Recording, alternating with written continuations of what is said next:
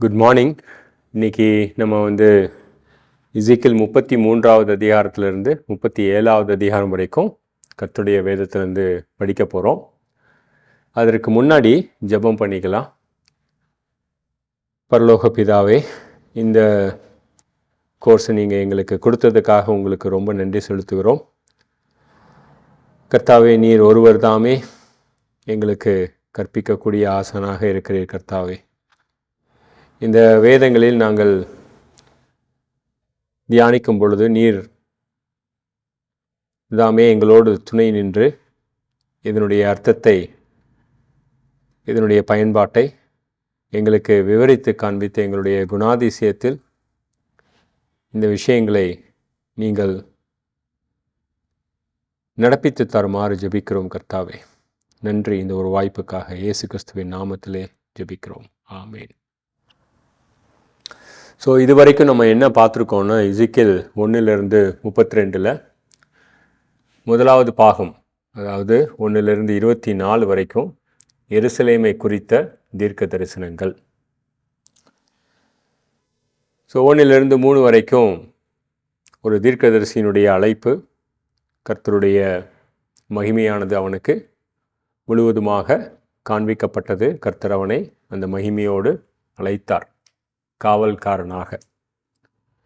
4வது அதிகாரத்திலிருந்து 24வது அதிகாரம் வரைக்கும் எசேக்கியேல் யூதாவின் நடக்கையை குறித்தும், அதாவது பாவ செயலை குறித்தும், கர்த்தருடைய கண்டிப்பை குறித்தும் அவர்களுக்கு தீர்க்க தரிசனத்தை சொல்லி வந்தான். ஸோ 25வது அதிகாரத்திலிருந்து 32வது அதிகாரம் வரைக்கும் தேசங்களின் மேல் கர்த்தருடைய நியாய தீர்ப்பு. ஸோ யூதாவினுடைய நியாய தீர்ப்பு முடிஞ்சிருச்சு. 1-24, 25-32 அநேக தேசங்களின் மேல் நியாய தீர்ப்பு. ஸோ இதை 2 பாகமாக நம்ம பார்த்தோம். 25-28 வரைக்கும் ஒரு பாகமாகவும், 29-32 வரைக்கும் இன்னொரு பாகமாகவும் பார்த்தோம். ஸோ முதல் பாகத்தில் 7 தீர்க்க தரிசனங்கள், அது 6 தேசங்களை குறித்ததாக இருந்தது. ஸோ அம்மோனிய புத்திரருக்கு 2 தீர்க்க தரிசனம், பின்பு மோவாபுக்கு ஒரு தீர்க்க தரிசனம், அதற்கு பின்பு பெலிஸ்தர்களுக்கு ஒரு தீர்க்க தரிசனம், ஏதோமியருக்கு ஒரு தீர்க்க தரிசனம், திரு என்கிற தேசத்திற்காக ஒரு தீர்க்க தரிசனம், பின்பு சீதோன் என்கிற தேசத்திற்காக ஒரு தீர்க்க தரிசனம். ஸோ இந்த தேசங்கள் இஸ்ரவேலினுடைய வீழ்ச்சியை குறித்து சந்தோஷப்பட்டார்கள். அவர்கள் இஸ்ரவேலை நிந்தித்தார்கள். அது மட்டும் இல்லாமல் இஸ்ரவேலினுடைய எல்லைகளில் இவர்கள் திரு என்கிற நாட்டை தவிர இவர்கள் தொடர்ச்சியாக தொல்லை கொடுத்து வந்தார்கள். ஸோ சுருக்கமாக சொல்லணுன்னா, இந்த தேசங்கள் இஸ்ரவேலை நிந்தித்த தேசங்கள், அதற்கு எதிராக செயல்பட்ட தேசங்கள். கர்த்தருடைய கரம் அவர்கள் மேல் விழுந்தது. அதுதான் 25-28 வரைக்கும். ஸோ அப்புறமா 29-32 வரைக்கும் 7 தீர்க்க தரிசனங்கள் எகிப்து தேசத்தை மாத்திரம் குறித்து நம்ம பார்த்தோம். ஸோ இந்த தேசங்களை போல அல்லாமல் எகிப்து தேசம் எப்படி இருந்ததுன்னா, இஸ்ரவேலுக்கு உதவி செய்ய வந்தது. நம்ம நினைக்கலாம், எப்படி உதவி செய்ய வந்த தேசத்தை கர்த்தர் தண்டிக்கிறார் அப்படின்னு. ஒரு சில சமயங்கள் கர்த்தர் அல்லாத உதவி நம்மை கர்த்தரிடமிருந்து எடுத்து செல்லக்கூடிய உதவியாக இருக்கும். ரைட்? ஸோ எகிப்து தவறான நம்பிக்கையை இஸ்ரவேலுக்கு கொடுத்து கர்த்தர் இடத்தை இந்த எகிப்து தேசமானது நிறைவேற்ற பார்த்தது. ஆகையால் கர்த்தர் சினம் கொண்டு எகிப்து தேசத்தை கண்டித்தார்.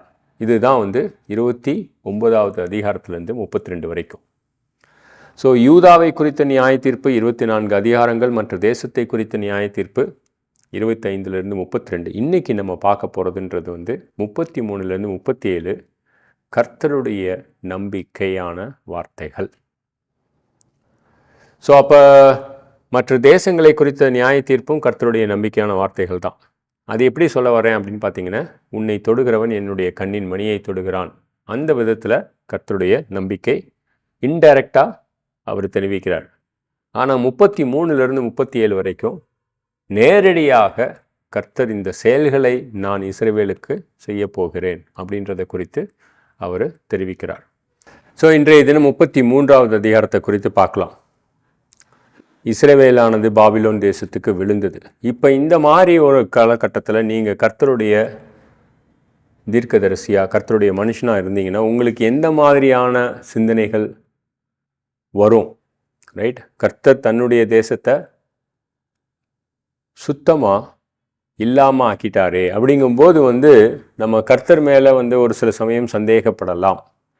அப்படி இல்லைன்னா நம்மளுடைய அழைப்பே வீணாக போச்சு அப்படின்னு சொல்லி நம்ம துக்கப்படவும் முடியும். ஸோ அந்த மாதிரி சமயத்தில் கர்த்தர் நமக்கு ஒரு சில விஷயங்களை தெளிவுபடுத்தினார்னா ரொம்ப நல்லதாக இருக்கும். அந்த தெளிவுபடுத்தக்கூடிய வார்த்தைகள் தான் 33வது அதிகாரத்தில் முதல் பங்காக நம்ம பார்க்க போகிறோம். கர்த்தருடைய வார்த்தை எனக்கு உண்டாகி, மணிபுத்திரனே, நீ உன் ஜனத்தின் புத்திரரோடு பேசி அவர்களோடு சொல்ல வேண்டியது என்னவென்றால், நான் தேசத்தின் மேல் பட்டயத்தை வரப்பண்ணுகையில் தேசத்தின் ஜனம் தங்கள் எல்லைகளில் உள்ள ஒருவனை அழைத்து அவனை தங்களுக்கு காவற்காரனாக வைத்த பின்பு இவன் தேசத்தின் மேல் பட்டயம் வருவதைக் கண்டு எக்காலத்தை ஊதி ஜனத்தை எச்சரிக்கும் பொழுது எக்காலத்தின் சத்தத்தை கேட்கிறவன் அதை கேட்டும் எச்சரிக்கை இல்லாமல் பட்டயம் அவனை வாரிக்கொள்கிறது என்றால் அவனுடைய இரத்த பலி அவன் மேல் சுமரும். ஏன்னா காவல்காரன் பட்டயம் வருதுன்னு அவனுக்கு சொல்லிட்டான். எச்சரிக்கையை கேட்காம இவன் இருந்தான இரத்த பலி அவன் மேலே. இது இன்னொரு பாசிபிலிட்டி இருக்குது. அது என்ன பாசிபிலிட்டி அப்படின்னா 5வது வசனம், அவன் எக்காலத்தின் சத்தத்தை கேட்டும் எச்சரிக்கையாய் இருக்கவில்லை, அவனுடைய இரத்த பலி அவன் பேரில் சுமரும். எச்சரிக்கையாய் இருக்கிறவனோ தன் ஜீவனை தப்பித்து கொள்ளுவான். ஒருவேளை அந்த காவல்காரன் பட்டயம் வருதுன்னு எக்காலத்தை ஊதும் பொழுது இவன் எச்சரிக்கையாக இருந்தான தன்னை தப்புவித்து கொள்ளுவான். ஸோ இப்போ 3வது ஆப்ஷன் என்னென்னா, காவல்காரன் தூங்கிட்டான், அவன் சொல்லவே இல்லை அப்படின்னு வச்சுக்கோங்க. காவல்காரன் பட்டயம் வருவதை கண்டும் 6வது வசனம், அவன் எக்காலம் ஊதாமலும் ஜனங்கள் எச்சரிக்கப்படாமலும் பட்டயம் அவர்களில் யாதொருவனையும் வாரிக்கொள்கிறது, ஆனால் அது அவர்களுடைய பாவத்தின் நிமித்தமாக வாரிக்கொள்ளும், ஆனால் அவனுடைய இரத்த பலியை காவல்காரன் மேல் நான் கேட்பேன் அப்படின்றார். ரைட். ஸோ இப்போ தீர்க்கதரிசியா எசேக்கியேல் அவனுடைய வேலையை செய்தானா அப்படின்னு கேட்டிங்கன்னா நம்ம எல்லாரும் ஏமேன் அப்படின்னு தான் சொல்லணும். ஏன்னா தன்னுடைய மனைவியினுடைய இழப்பை தாண்டி ஊழியத்தில் உண்மையாக இருந்தவன் தான் இந்த எசேக்கியேல். கர்த்தர் ஒரு வார்த்தை சொல்லுவார் மோசேயை பற்றி, இஸ்ரவேல் ஜனங்களில் எல்லோரும் அவன் உண்மையுள்ளவனாக இருந்தான் அப்படின்னு எபிரேயர் 3வது அதிகாரத்தில். அதுபோல் உண்மையுள்ளவனாக இருந்தவன் பட்டயத்தை குறித்தும் ரைட் அந்த வரப்போகிற நியாய தீர்ப்பை குறித்தும் தன்னுடைய ஜனங்களுக்கு எச்சரித்தான். அந்த ஜனங்கள் அதை கேட்கவில்லை அப்படின்றது இப்போ எசேக்கியேலுக்கு நல்லாவே தெரியும். ரைட். அது கர்த்தருக்கு முன்பாக எசேக்கியேல் நிற்பதற்கு ஒரு பாக்கியத்தை கொடுக்கக்கூடியது. எசேக்கியேல் தன்னைத்தானே குற்றப்படுத்திக்க வேண்டாம் அப்படின்றதுக்கு ஒரு காரணத்தை கொடுக்கக்கூடியதும் இருக்கிறது. ஸோ இப்போ 7வது வசனத்தில் சொல்கிறார், யார் எசேக்கியேல் அப்படின்னு, மனுபுத்திரனே, நான் உன்னை இஸ்ரவேல் வம்சத்தாருக்கு காவல்காரனாக வைத்தேன் அப்படின்றார். ரைட். ஸோ இப்போ எச்சரிக்கை கொடுக்கிறேன், நீங்கள் கேட்டால் உங்களுடைய ஜீவனை நீங்கள் தப்புவித்துக் கொள்ளலாம். எச்சரிக்கை கொடுக்கிறேன், நீங்கள் கேட்காவிட்டால் உங்களுடைய ஜீவனை நீங்கள் இழந்து விடுவீர்கள். நான் எச்சரிக்கை கொடுக்கும்போது காவல்காரன் உங்களுக்கு அதை அறிவிக்கவிட்டால் காவல்காரனுடைய கையில் உங்களுடைய இரத்தத்திற்கான பலியை நான் கேட்பேன் அப்படின்றார். இது கர்த்தருக்கு ஒரு சரியான செயலாக தான் தெரியுது. நம்ம எல்லாருக்குமே சரியான செயலாக தான் தெரியுது. இருந்த போதிலும் ஆனால் இஸ்ரவேலர்கள் இந்த மாதிரியான விஷயத்தை பார்த்து அவங்க என்ன சொல்கிறாங்கன்னு பாருங்கள். 17வது வசனத்தில் அவங்க என்ன சொல்கிறாங்கன்னா, உன் ஜனத்தின் புத்திரரோ ஆண்டவருடைய வழி செம்மையான வழி அல்ல என்கிறார்கள். இந்த வழி செம்மையான வழி இல்லையா? யோசித்து பாருங்கள். உண்மையிலே இந்த வழி செம்மையான வழி. கரெக்ட். ஸோ 20வது வசனம் மறுபடியும், நீங்களோ ஆண்டவருடைய வழி செம்மையானதல்ல என்கிறீர்கள். இஸ்ரவேல் வீட்டாரிலோ நான் உங்களில் ஒவ்வொருவனையும் அவனவன் வழிகளின்படி நியாயம் தீர்ப்பேன். ரைட். ஸோ இதுதான் கர்த்தர் அவர் சொல்லக்கூடிய ஒரு வழி. இந்த மாதிரியாக தான் கர்த்தர் மனுஷங்களை நியாயம் தீர்க்க போகிறாரு அப்படின்னு சொல்கிறார். ஸோ இதுக்கும் மேலே நமக்கு ஒரு சந்தேகம் இருக்குது, கர்த்தர் பண்ணுறது சரியா தப்பா அப்படின்னு இருந்ததுன்னா, கர்த்தருடைய இருதயம் எந்த மாதிரியான இருதயம் அப்படின்றதையும் இந்த அதிகாரத்தில் சொல்கிறாரு. அது வந்து 33:9 வசனத்தில் இருக்குது. துன்மார்க்கன் தன் வழியை விட்டு திரும்பும்படி நீ அவனை எச்சரித்தால் அவன் தன் வழியை விட்டு திரும்பாமல் போனால் அவன் அக்கிரமத்திலே சாவான். மனுபுத்திரரே, 11வது வசனம், ஆண்டவர் உரைக்கிறது என்னவென்றால், நான் துன்மார்க்கனுடைய மரணத்தை விரும்பாமல் துன்மார்க்கன் தன் வழியை விட்டு திரும்பி பிழைப்பதையே விரும்புகிறேன் என்று என் ஜீவனை கொண்டு சொல்லுகிறேன் அப்படின்றார். ஸோ அப்போ இவர் அதை விரும்பலை அப்படின்றார். யாருடைய மரணத்தை விரும்பலை? ஒரு துன்மார்க்கனுடைய மரணம். அந்த இடத்துல துன்மார்க்கன் அப்படின்ற வார்த்தைக்கு எபிரேய அர்த்தம் என்னன்னு கேட்டிங்கன்னா, கொடுமையான கொலைகார பாதகன். யோசித்து பாருங்கள், நீங்கள் ஒரு 20 பொண்ணை வந்து ஒரு நபர் ரேப் பண்ணியிருந்தால் நம்ம எல்லாரும் என்ன நினைப்போம்? அந்த நபருக்கு கொடுமையான தண்டனை கொடுக்க வேண்டும் அப்படின்னு தான் நினைப்போம். அவன் தான் துன்மார்க்கன். ஆனால் கர்த்தர் என்ன நினைக்கிறாரு? அவன் தன்னுடைய மனதை கர்த்தர் பக்கம் திரும்பினால் அவனை ரட்சிக்க கர்த்தர் விருப்பம் உள்ளவராக இருக்கிறார். அந்த அளவுக்கு அவருடைய இரக்கம் இருக்குது. ஸோ இந்த செயல்களில் வந்து என்ன, எதற்காக இந்த காவல்காரன் அப்படின்னு பார்த்தீங்கன்னா அவருடைய இரக்கம். எதற்காக ஒரு தீர்க்கதரிசி அப்படின்னு பார்த்தீங்கன்னா அவருடைய இரக்கம். ஸோ அந்த இரக்கத்தை குறித்து தான் இந்த 33வது அதிகாரம் 1வது பாகத்தில் அவர் சொல்கிறார். ஸோ அப்புறம் வந்து பார்த்தீங்கன்னா 33வது அதிகாரம் இருந்து 37வது அதிகாரம் வரைக்கும் நம்பிக்கையை குறித்த வார்த்தைகள் அப்படின்னு சொன்னேன் நான். ஸோ இந்த நம்பிக்கை குறித்த வார்த்தைகள் என்னென்ன இருக்கும் அப்படின்னு நினைக்கிறீங்கன்னா, இஸ்ரவேலர்கள் சிறையிருப்புக்கு சென்று விட்டார்கள். ஏன்னா 33 பகுதியில் வந்து என்ன வருது? நியூஸ் வருது. என்ன நியூஸ் வருது? 22 தப்பினவன் வருகிறதுக்கு முன்னே சாயங்காலத்திலே கர்த்தருடைய கை என் மேல் அமர்ந்தது. யார் இந்த தப்பினவன் அப்படின்னு பார்த்தீங்கன்னா 21 என் சிறையிருப்பின் 12ஆம் வருஷம் 10ஆம் மாதம் 5ஆம் தேதியிலே எருசலேமிலிருந்து தப்பின ஒருத்தன். அப்போ வந்து யூதா வந்து முழுவதுமாக பாபிலோன் தேசத்துக்கு விழுந்துருச்சு. 586 BC நெபுகாத்நேச்சார் சிதேக்கியா என்கிற ராஜாவை சிறைப்பிடித்தான். ரைட், சிதேக்கியாவினுடைய மகன்கள் கொல்லப்பட்டார்கள். இந்த செய்தியை வந்து அந்த சிறையிருப்புலேருந்து தப்பினவன் வந்து சொல்கிறதுக்காக வரான். ரைட், இந்த அதிகாரங்களில் கர்த்தர் வந்து இஸ்ரவேலுக்குரிய நம்பிக்கையை குறித்து அவங்கக்கிட்ட பேசுகிறார். அந்த என்னென்ன நம்பிக்கை இருக்கும்னு நீங்கள் யோசித்து பார்த்தீங்கன்னா, இங்கேருந்து சிறையிருப்புக்கு போனவங்க திரும்பி வரும் பொழுது என்னென்ன அவர்களுக்கு தேவையோ இவைகள் அனைத்தையும் நான் உங்களுக்கு கொடுப்பேன் அப்படின்றார். என்ன தேவை? நம்பர் 1, அவர்களுக்கு தேசம் தேவை. கண்டிப்பாக தேசத்தை நான் உனக்கு கொடுப்பேன் அப்படின்றார் 36வது அதிகாரத்தில். வேற என்ன அவங்களுக்கு தேவை அப்படின்னு பார்த்தீங்கன்னா, ஜனங்களை திரும்பி கொண்டு வரணும். ஏன்னா ஜனங்கள் சிதறி போயிருக்காங்க 4 பக்கமும். அந்த சிதறி போன ஜனங்களை நான் திரும்பி கொண்டு வருவேன். அதுதான் வந்து உலர்ந்த எலும்புகள் மறுபடியும் சதையை பெற்று உயிரோடு இருக்கக்கூடிய ஒரு தீர்க்க தரிசனம் அல்லது ஒரு தரிசனம். அது வந்து 37வது அதிகாரம். இதுக்கும் மேலே உங்களுக்கு என்ன தேவை அப்படின்னு பார்த்தீங்கன்னா, எதிரிகளுடைய பகை இனிமேட்டுக்கு அவங்க மேலே வரக்கூடாது அப்படின்னு பார்த்தீங்கன்னா 35வது அதிகாரம். ஏதோமினுடைய பழைய கால பகை அவர்கள் மேல் இருக்கக்கூடாது என்பதற்காக ஏதோமை வந்து ஒரு நாடே இல்லாமல் ஆக்குறேன் அப்படின்றார். 38, 39 அதே கதை தான். எதிரிகள் இஸ்ரவேலர்களை வந்து தொந்தரவு பண்ணக்கூடாது அப்படின்றதில் வந்து கர்த்தர் வந்து ரொம்ப கரிசனையோடு இருக்கிறார், அவர்களுடைய பாதுகாப்பு. ஸோ இப்போ என்னென்ன பாயிண்ட்ஸ்லாம் நம்ம பார்த்தோம்? 1 வந்து நிலம், 2வது வந்து ஜனங்கள் திரும்பி வர வேண்டிய ஒரு கட்டாயம், 3வது என்னது? அவர்களுடைய பாதுகாப்பு. வேறு என்னெல்லாம் தேவை அப்படின்னு நம்ம கொஞ்சம் யோசித்து பார்த்தோன்னா, இந்த கேள்வி வந்து அவங்களுக்குன்னு இல்லைன்னு நமக்கு கூட பொருத்தி பார்க்கலாம். ரைட், ஸோ இதை தான் வந்து இயேசு கிறிஸ்து சொல்கிறாரு.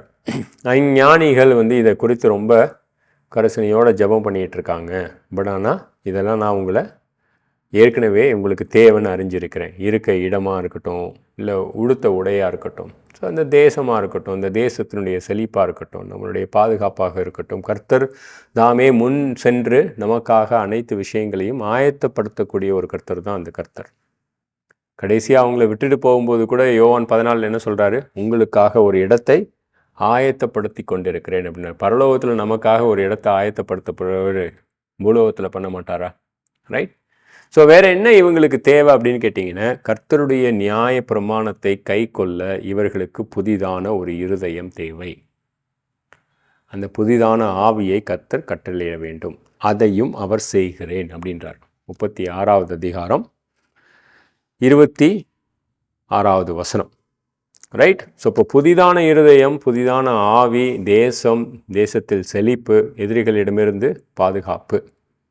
வேறு என்ன தேவை அப்படின்னு பார்த்தீங்கன்னா, ஒரு மேய்ப்பன் தேவை.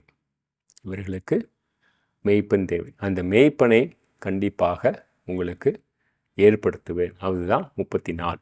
ஸோ இப்போ 34ல் ஒரு மேய்ப்பன், 35ல் எதிரிகளிடமிருந்து பாதுகாப்பு, 36ல் புதிதான இருதயம் மற்றும் தேசம், தேசத்தினுடைய செழிப்பு, 37ல் ஜனங்கள் அனைவரும் திரும்பி வரக்கூடிய ஒரு வாக்குறுதி, 38, 39ல் வரப்போகிற எதிரிகளிலிருந்து அவர்களுக்கு பாதுகாப்பு.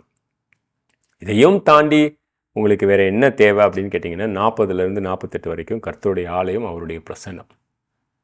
அமேசிங். ஸோ இம்மாதிரியான கர்த்தரை தான் நம்ம வழிபடுறோம். ஸோ இதெல்லாம் நம்ம யோசித்து கூட பார்க்க மாட்டோம்.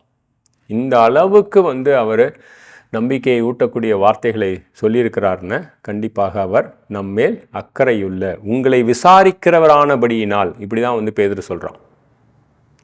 ரைட். உங்களை விசாரிக்கிறவரானபடியினால் உங்களுடைய கவலைகளை அவரிடம் தெரிவியுங்கள். Cast your cares upon God, for He cares for you. So 34ல் கர்த்தர் ஒரு மேய்ப்பனை ஏற்படுத்துவேன் அப்படின்னார். மேய்ப்பனை ஏற்படுத்துவேன் அப்படின்னு சொல்கிறதுக்கு முன்னாடி இந்த மேய்ப்பர்கள் எப்படி இருந்தாங்க அப்படின்னு அவர் எடுத்து காண்பிக்கிறாரு. ஒரு நல்ல மேய்ப்பன் எப்படி இருக்கணும் அப்படின்றதையும் அவர் எடுத்து காட்டுறார். ஸோ இது ஒரு போதகருக்கு பொருத்தமான ஒரு அதிகாரம். 1 பேதுரு 5:34 இந்த அதிகாரங்கள்லாம் போதகர்கள் அடிக்கடி படிக்க வேண்டிய ஒரு அதிகாரமாக இருக்கிறது. ஸோ 34:2 மனுபுத்திரனே, இஸ்ரவேலின் மேய்ப்பருக்கு விரோதமாக தீர்க்க தரிசனம் உரை. நீ தீர்க்க தரிசனம் உரைத்து அவர்களோடு சொல்ல வேண்டியது என்னவென்றால், கர்த்தராகிய ஆண்டவர் மேய்ப்பருக்கு சொல்லுகிறார், தங்களை மேய்க்கிற இஸ்ரவேலின் மேய்ப்பருக்கு ஐயோ. மேய்ப்பர் அல்லவா மந்தையை மேய்க்க வேண்டும். கண்டிப்பாக நீங்கள் நெய்யை சாப்பிட்டு ஆட்டு மயிரை உடுப்பாக்கி கொண்டு கொளுத்ததை அடிக்கிறீர்கள், மந்தையோ மேய்க்காமல் போகிறீர்கள். ரைட்.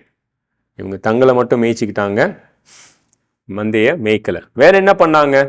குறிப்பிட்டு என்ன பண்ணலை அப்படின்றத சொல்கிறாரு. நீங்கள் பலவீனமானவைகளை பலப்படுத்தவில்லை. 4வது வசனம் பாருங்க.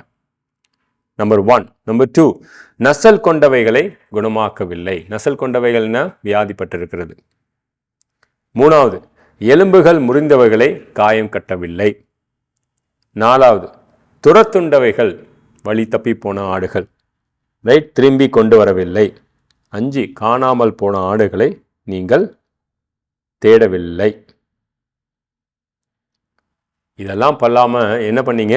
பலாத்காரமாகவும் கடூரமாகவும் என்னுடைய ஆடுகளை நீங்கள் ஆண்டு வந்தீர்கள். ரைட். ஸோ இதுதான் ஒரு மேய்ப்பனுடைய தொழில். எந்த மேய்ப்பனாவது நசல் கொண்ட ஆடை குணப்படுத்தாமல், எலும்புகள் முறிந்த ஆடை கட்டாமல், பலவீனமான ஆடை பலப்படுத்தாமல், துரத்துண்ட ஆடை திரும்ப கொண்டு வராமல், காணாமல் போட ஆடை தேடாமல் இருந்தால் அவன் நல்ல மேய்ப்பனா? இயேசு கிறிஸ்து சொல்கிறாரு, நான் நல்ல மேய்ப்பேன். யோவான் 10வது அதிகாரம். வேற என்ன சொன்னார்? என்னுடைய ஆடுகளுக்காக என் ஜீவனை கொடுப்பேன் அப்படின்னார். இதுதான் நல்ல மேய்ப்பன். ஸோ அந்த ஒரு மேய்ப்பனை கர்த்தரானவர் அவர்கள் மேல் ஏற்படுத்துவார். அந்த மேய்ப்பன் யாருன்னு கேட்டிங்கன்னா அவர் தான் சொல்கிறாரு. 15வது வசனத்தில் பாருங்கள், என் ஆடுகளை நான் மேய்த்து அவைகளை நான் மடக்குவேன். வேறு யாரும் அந்த வேலையை கரெக்டாக பண்ண முடியாது. இன்றைக்கி நான் ஒரு போதகராக இருக்கேன், நான் ஓரளவுக்கு தான் பண்ண முடியும் என்னால். அதற்காக நான் பண்ண முடியாதுன்னு சொல்ல வரல. நான் வரப்போகிற 1000 வருட அரசாட்சியில் இயேசு கிறிஸ்து தாமே இவர்களுக்கு நல்ல மேய்ப்பனாக இருப்பேன் அப்படின்றத வந்து ஒரு தீர்க்க தரிசனமாக இங்கே சொல்கிறார். நான் என் ஆடுகளை மேய்த்து அவைகளை நான் மடக்குவேன், கர்த்தராகி ஆண்டவர் சொல்லுகிறார். 15. இவர் என்ன பண்ண போகிறாரு? இவர் அப்படியே ஆர்டரை மாற்றி சொல்லுவார் பாருங்க. 16. காணாமல் போனதை தேடுவேன். ரைட், முதல்ல வந்து அவர் எப்படி சொல்லலை, பலவீனமானதை பலப்படுத்தலை, காணாமல் போனதை தேடுவேன் அப்படின்றது என்னென்னா சுவிசேஷ ஊழியம். அப்போ கர்த்தருடைய இருதயத்தில் எது முதல்ல இருக்குதுன்னு பார்த்தீங்கன்னா சுவிசேஷம். அதுக்காக சபையை கண்டுக்கலன்னு இல்லை, அந்த ஆர்டரில் என்ன சொல்கிறாரு, தொலைந்த ஆடுகளுக்காக நான் கரிசனை உள்ளவனாக இருக்கிறேன். காணாமல் போன ஆடுகளை தேடி துரத்துண்டதை திரும்பி கொண்டு வந்து எலும்பு முறிந்ததை காயம் கட்டி நசல் படுத்ததை தேயப்படுத்தி பலப்படுத்துவேன். அப்படியே அந்த ஆர்டர் இப்படி ரிவர்ஸாக வருது. அமேசிங்கில் கர்த்தருடைய கரத்திலிருந்து பண்ணும்போது. ஸோ இப்போ நல்ல மேய்ப்பன் ரைட் வந்தாச்சு. இதை தவிர வேற என்ன பண்ணுவார்? அந்த ஆடுகளுக்குள்ளேயே ஒரு சில ஆடுகள் புஷ்டியாக இருக்கும், கொம்பு நிறையா இருக்கும். இந்த ஆடுகள் என்ன பண்ணுதுன்னா பலவீனமான ஆடுகளை தள்ளி விட்டு தானே மேய்ஞ்சிக்கிட்டு அது வந்து மேய்ச்சலில் வந்து காலை பிடிச்சி நசுக்கி அந்த மாதிரி பண்ணக்கூடிய ஆடுகளை நான் நியாயம் விசாரிப்பேன். இது யாரு அப்படின்னு பார்த்தீங்கன்னா இந்த ஆடுகள் கர்த்தருடைய மந்தைக்குள் இருந்த ஒரு கள்ள ஆடுகள். ரைட், ரட்சிக்கப்படாத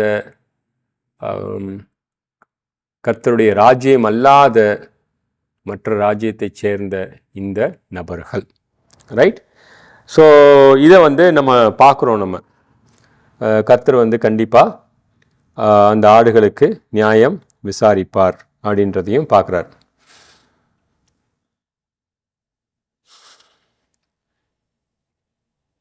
இதை சொன்னதுக்கு அப்புறமா வந்து 35வது அதிகாரம். ரைட், அது என்னென்ன ஏதோமியர்கள். எதுக்காக இந்த ஏதோமியர்கள்? நம்ம தான் ஏற்கனவே பார்த்துட்டோமே தேசங்களுக்குரிய நியாய தீர்ப்பு அப்படின்னு பார்த்தீங்கன்னா, இந்த ஏதோமியர்கள் வந்து பகை வந்து பழைய பகை. இது வந்து நம்பிக்கைக்குரிய வாழ்க்கை என்னென்னா, இந்த நெருங்கினவர்கள் பழைய பகை. நமக்கு தீமையை நினைத்து கொண்டு அநேக நபர்கள் நம்ம சுற்றியே இருப்பாங்க. அவங்க நம்ம தீமையை நினைக்கிறாங்கன்னு கூட தெரியாது. இம்மாதிரியான நபர்களை நான் பார்த்துக்கிறேன் அப்படின்றார். எந்தவித ஆயுதங்கள் நமக்கு எதிராக எடுக்கப்பட்டவைகள் வாய்க்காதே போகும் அப்படின்னு சொல்கிறது தான் இந்த அதிகாரம். கர்த்தருடைய வார்த்தை எனக்கு உண்டாகி, மனுபுத்திரனே, நீ உன் முகத்தை சேயீர் மலைக்கு நேராக திருப்பி அதற்கு விரோதமாக தீர்க்க தரிசனம் உரைத்து அதற்கு சொல்ல வேண்டியது என்னவென்றால், கர்த்தராகிய ஆண்டவர் உரைக்கிறார், சேயீர் மலையே, இதோ உனக்கு நான் விரோதமாக வந்து என் கையை உனக்கு விரோதமாக நீட்டி உன்னை பாழும் அவாந்தர வெளியுமாக்குவேன்.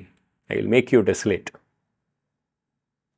எதற்காக அந்த மாதிரி கர்த்தர் பண்ணுறாரு அப்படின்னு பார்த்தீங்கன்னா, இவங்க என்ன சொன்னாங்க 10வது வசனத்தில், 2 ஜாதிகளும் 2 தேசங்களும் கர்த்தர் வசமாய் இருந்து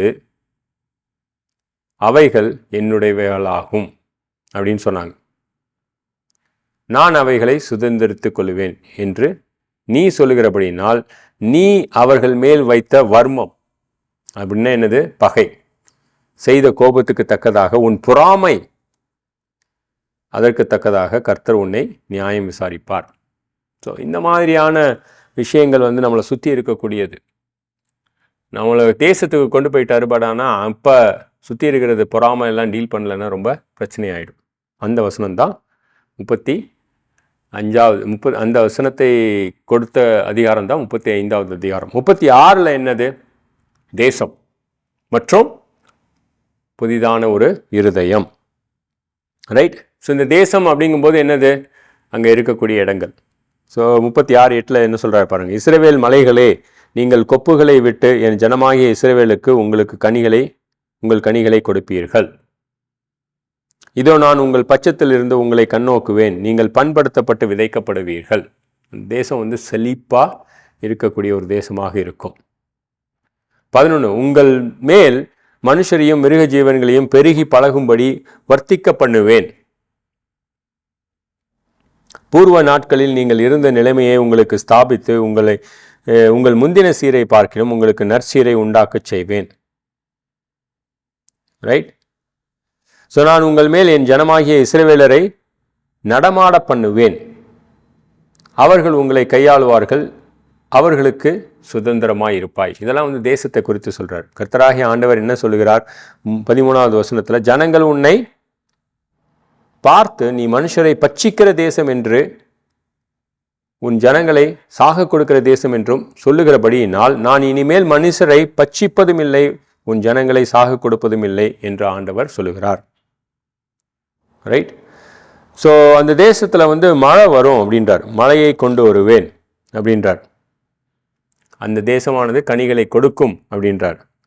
இதெல்லாம் தாண்டி அவர் என்ன சொல்கிறார்? 26வது வசனத்தில், உங்களுக்கு நவமான இருதயத்தை கொடுத்து உங்கள் உள்ளத்திலே புதிதான ஆவியை கட்டளையிட்டு கல்லான இருதயத்தை உங்கள் மாமிசத்திலிருந்து எடுத்து போட்டு சதையான இருதயத்தை உனக்கு கொடுப்பேன். புதிதான ஒரு உடன்படிக்கையை உன்னோடு நான் ஏற்படுத்துவேன். ரைட். இனி உங்களுடைய பாவங்களை நான் நினையாதிருப்பேன் அப்படின்னு சொல்கிறார். அதுதான் 36வது அதிகாரம். அமேசிங் இல்லையா? ஸோ 34 மேய்ப்பனை குறித்தது, 35 எதிரியை குறித்தது, 36 தேசம் மற்றும் அவர்களுடைய மன மாற்றுதலை குறித்தது, அவர்களுடைய குணாதிசயங்கள் மாறுவதற்காக கர்த்தர் கொடுக்கிற உபாத்தியத்தை குறித்து நாம் பார்த்தோம். 37 என்ன, ஜனங்கள் திரும்படியும் வரணும். இந்த ஒரு கான்டெக்ஸ்டில் இருக்கிறது தான் வந்து அந்த உலர்ந்த எலும்புகள் உயிரோடு வருகிறது. இது வந்து நம்பிக்கைக்குரிய வார்த்தைகள் எசேக்கியேல் மூலமாக நமக்கு கொடுக்கப்பட்டது. ஸோ இதை குறித்து நீங்கள் நிறைய மெசேஜஸ் கேட்டிருப்பீங்க. ஸோ இருந்த போதிலும் நான் அந்த வசனத்தை படிக்கிறேன். கர்த்தருடைய கை என் மேல் அமர்ந்து கர்த்தர் என்னை ஆவிக்குள்ளாக்கி வெளியே கொண்டு போய் எலும்புகள் நிறைந்த ஒரு பள்ளத்தாக்கிலே நடுவில் நிறுத்தி என்னை அவைகளின் அருகே சுற்றி நடக்க பண்ணினார். இதோ பள்ளத்தாக்கின் வெட்ட வெளியிலே அந்த எலும்புகள் மகா திரளாய் கிடந்தது, மிகவும் உலர்ந்ததாய் இருந்தது. என்னது? மோசமான நிலைமையில உலர்ந்த எலும்புகளை நம்ம பார்க்குறோம். ரைட். ஸோ அப்பொழுது அவர் 4வது வசனத்தில், நீ இந்த எலும்புகளை குறித்து தீர்க்க தரிசனம் உரைத்து அவைகளை பார்த்து சொல்ல வேண்டியது என்னவென்றால், உலர்ந்த எலும்புகளே கர்த்தருக்கு வார்த்தையை கேளுங்கள். ஸோ அதை பேசும்பொழுது என்ன ஆகுது? அந்த எலும்புகளுக்கு ஒன்று சேர்ந்து சதைகள் வந்து அவைகள் இருக்கிறது. அதுக்கப்புறம் உயிர் வேணும். ரைட். ஆவியானது கொடுக்கப்பட வேண்டும்.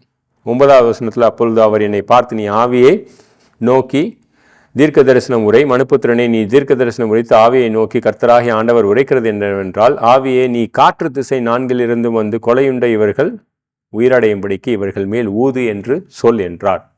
எல்லாமே வார்த்தையின்படி நடக்குது. அப்போ வந்து ஒரு பெரிய பட்டாளமே வளர்ந்து நிற்குது. இதுதான் வந்து இஸ்ரவேல் தேசமானது அந்த ஜனங்களை திரும்பி பெற்றுக்கொள்ளும் என்பதை குறித்த ஒரு நம்பிக்கைக்குரிய வார்த்தைகள். ரைட். ஸோ இந்த நம்பிக்கைக்குரிய வார்த்தைகளில் இன்னும் ஒன்று விட்டுட்டோம். நம்ம இந்த தேசம் 2ஆக தானே பிரிஞ்சு போச்சு, மறுபடியும் அந்த தேசத்தை ஒன்று பண்ணுவேன் அப்படின்பார். நீங்கள் வேணும்னா ஏசாயா 11 எடுத்து பாருங்கள். எப்ராஹிமினுடைய பகையை நான் குணப்படுத்துவேன் அப்படின்னு நிறைய தடவை சொல்லுவார். அதுக்கு குறித்தது தான் வந்து 16வது வசனத்திலிருந்து, மனுப்புத்திரனே நீ ஒரு கோலை எடுத்து அதிலே யூதாவுக்கும் அதை சேர்ந்த இஸ்ரவேல் புத்திரருக்கும் அடுத்தது என்று எழுதி, பின்பு இன்னொரு கோலை எடுத்து அதிலே எப்ராஹிமுக்கும் அதை சேர்ந்த இஸ்ரவேல் வம்சத்தார் அனைவருக்கும் அடுத்த யோசேப்பின் கோல் என்று எழுதிய ஒரே கோலாகும்படி ஒன்றோடு ஒன்று இசையச்சை, அவைகள் உன் கையில் ஒன்றாகும். அந்த தேசத்தினுடைய இடையில இருக்கக்கூடிய அந்த பகையை நான் குணப்படுத்துவேன் அப்படின்றார். ரைட். ஸோ இது எல்லாமே வந்து அவர் பண்ணுறேன் அப்படின்றார். முடிக்கும்போது எப்படி முடிக்கிறார் அவர்?